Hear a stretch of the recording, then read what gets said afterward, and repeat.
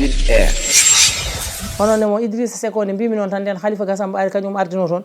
ɗon o noddi Idrissa Seck nde o noddi Idrissa Seck min noddi min kalti min calmodiri o wi min de ko mbiɗa fof numéro jam nene nde jiɗɗa fof noddami n'importe quelle heure quel moment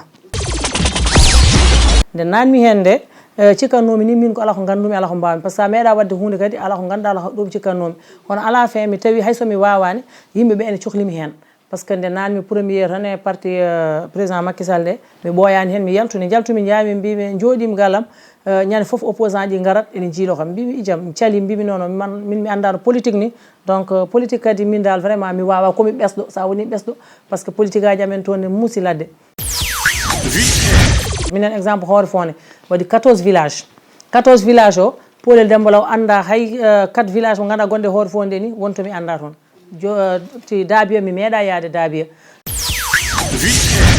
saɗa hokka neɗɗo liɗɗi holɗo ɗumen ko awirte yoɓe ƴeewɓe mbaɗa ɗumen no liggori no dañi no saliso en mbaɗata ni no woɗɓe lidera kewne no mbaɗa ɗum dokka yimɓeɓe kalis rewɓe nde he ñamlodire liggodire hen jeeɓi nan worɓe ɓe sukaɓe ɓe jeehe liggo ɗon Vite Air. ndeysan ko wasde andude tan Seydou Koumé par ce que hande Allah woni partout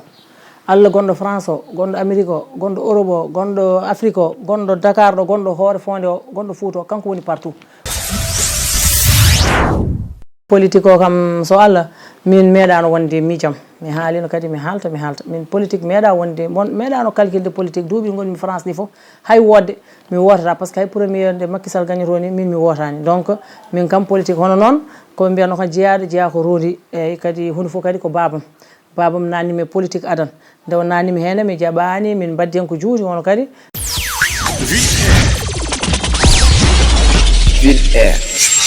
ndeysan ko wasde andude tan Seydou Koumé par ce que hande Allah woni partout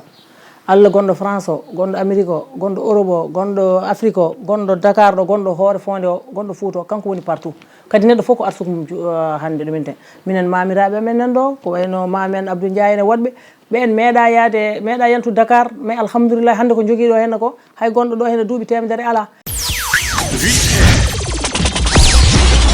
Vite Air. politique ko conviction saɗa yiiɗi Polel Demba Law hayso ala hay mbuɗu andu tan kadi yiiɗi Polel Demba Law par ce que conviction jarɗa e makko hono jooɗo tan mbaɗa hoore ma no marchandise ni aɗa soode élection yonte tan totteɗa temedɗi temetere temennayyi te kadi so ɓooyi ni hay goto wawa famdema par ce que ɓe mbiyata ni ay yimɓe lideraji paami